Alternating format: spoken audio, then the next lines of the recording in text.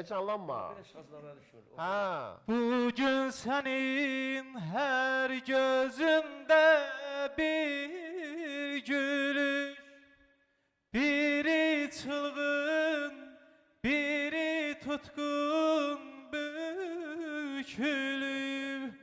Bugün senin her gözünde bir gülüş, biri çılgın, biri tutkun bükülüp, bakışlara yad bakışlar bükülüp, hillen bele o gözlere bakmaram, hillen bele o gözlere bakmaram. Bravo. İstedad. Çok yaşa. Çok sağ olun, teşekkür ederim. Dolu dolu okudu. Bacırsan. Gider.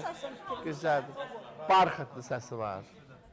Yorucu səs döyürü. Səs şirin səsdir. Yetiştirirdi. Adam istəmir ondan doya. Halal olsun. Və Sağ olun Elgiz, Yusuf müəllim, sizin təşəkkür bu edirəm. verişiniz, belə insanlara üçün kömək olmağınız, Allah'ın da olsun nə qədər suab qazanır.